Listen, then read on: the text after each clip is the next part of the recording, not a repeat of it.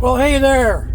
This is Lad from the Woods, and I'm doing this for my Voice in the Wilderness channel. I just finished shopping here in Perth, Ontario, Canada, at the Independent Grocer. And these people have got to be the biggest thieves I have ever run across.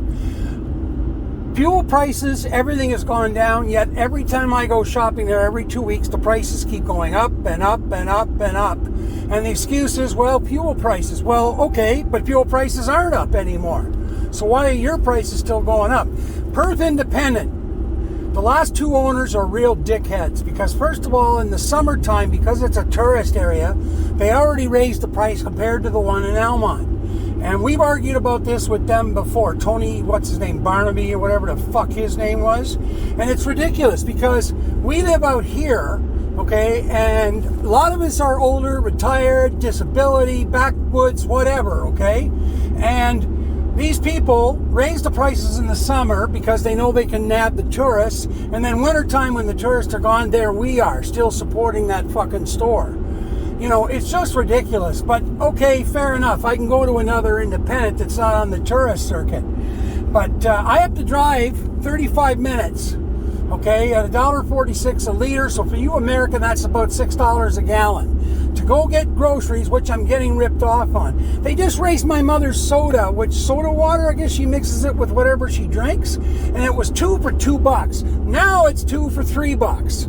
Okay, a 50-cent raise. What in the world does that even be a thing? Okay, I mean, fuel prices have gone up, but a 50-cent price raise on a bottle of pop that's normally $1, like it's $1.50 now. And that's over 2 weeks, because I was there 2 weeks ago buying her pop pour or whatever that shit is. I don't drink soda water. And it was $2 for $2. And then the worst thing they do is the little prices they put in there. They make the little cards now even smaller so they're hard to read. Then the other sneaky thing that these assholes do is that they'll, 1 week, let's say a carnation evaporated milk is $1.50. Well, then the week after, 2 weeks after, they'll put it up like it's a sale and say, oh, it's on sale, $1.76. I've seen this time and time again. I don't understand why the government doesn't have some kind of regulation over these people, okay, meaning for groceries and the like. And of course, the Canadian government has no interest, no matter what Trudeau says, has zero interest in having anything to do with raising people's, like disability or CPP, whatever have you. Okay, that's for the first 3 minutes was for TikTok. Okay, now I'm continuing it. If you're a TikToker and still seeing this, well, go to my YouTube page, A Voice in the Wilderness.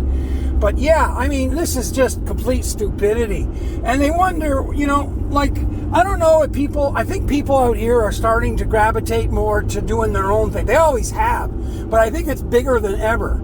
And I'll tell you, next spring, I've got an area that I'm burning out of my property, and that's all going to be for vegetables and stuff, and I'm not buying my meat ever again from a grocery store. I'm going to put orders in with my local farmers because it's just ridiculous. It's out of control. Now, my mother, she won't do any of that. She wants her stuff from a grocery store, but she's not rich. I mean, we're fucking poor backwoods people here, for fuck's sakes.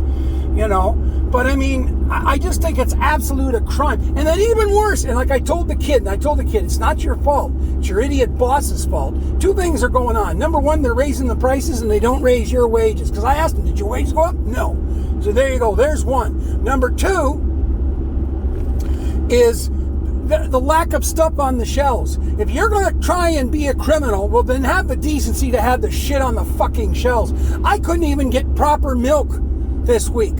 And that's twice now in a month that I've gone there because I only go once every 2 weeks. I can't get my milk. So I have to get other milk from another store that I don't like the taste of it. There is a difference. Anyways, so there's that. So, I mean, not only are they ripping us off, charging hard prices, charging high prices, even though fuel prices have gone way down and will continue to go down, and they just sit there and smirk at you like when you're in there when you say something. It's like I'm not supposed to say anything. Like, fuck off. I'll say whatever the fuck I want to you. People are that's the problem here in Canada. Too many people are sorry and Sorry about that. Too many people are like, oh, I'm sorry. You know what? We got to stop doing this. And we got to, we got to start having huge protests and strikes and stuff like that. And there's another thing. I'm going to teach all you restaurant owners and all you owners of businesses, okay? The reason that you have to charge prices so high because of this and this, because you're all living like millionaires now in gigantic houses, gigantic properties. You've got $1 million worth of toys. Do you know that business owners in the 70s and 80s and before that lived basically a regular middle class life because they actually paid their employees decency for the time, okay? They didn't overcharge on whatever they're selling, hardware or groceries or whatever. And restaurants are the same thing. Restaurant owners were the worst. They were virtually poor and worked like 25 hours a day. Now, I'm not expecting them to do that for nothing. But at the same time, now I see restaurant owners and they're living like millionaires. And I'm going, well, there's why your people don't want to stay and work for you. And you raise your prices. People aren't stupid. They see what you're living in. I'm 60 years old in December, and you think I haven't seen? I knew restaurant owners all my life. My cousin Kelly still owns a restaurant, and believe me, she don't live like no millionaire in Three Rivers, Michigan. But she don't rip off her customers, and she's busy, and she's making money. But like my cousin Kelly to live like a millionaire on her restaurant? Fuck no. But that's what these people do now. And it's selfishness, it's unreasonable, and it's their own fault. Okay, if your business is going for a shit, but you're living in $1 million house with 100 acres and $100,000 in toys, buddy, you got a problem because that's not the way it worked in that business. It never did. Now, it's us paying for you to live like that while I'm struggling to put food on my table. So you people tell me what the fuck is the problem here, okay? And anybody that owned restaurants back in the 70s, the 60s, my uncle Jamie and his 4 sons owned a restaurant in Battle Creek, Michigan. And again, they were living on a house on a lake near Battle Creek. It wasn't a big expensive place. It was just a normal middle class. And they'd had the place for years because our family settled that area. But I mean, all those years that my uncle owned a restaurant, okay, never lived like a millionaire. Couldn't. And they worked like crazy hours. Now,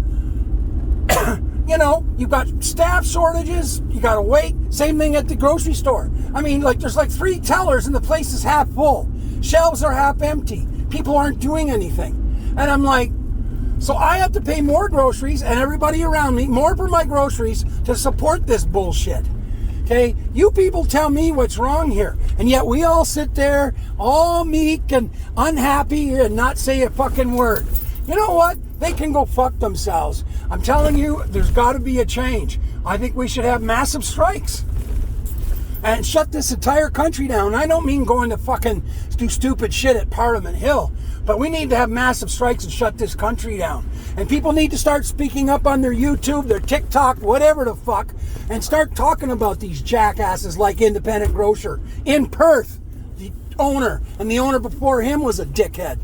So, anyways, I'm at my buddy's place here. I got to stop a minute. Oh, he's got a truck loaded with firewood. That's good. And anyway, I'm going to stop talking for a minute. I have to go check a booking book for my friend that runs a logging business. I'll be back.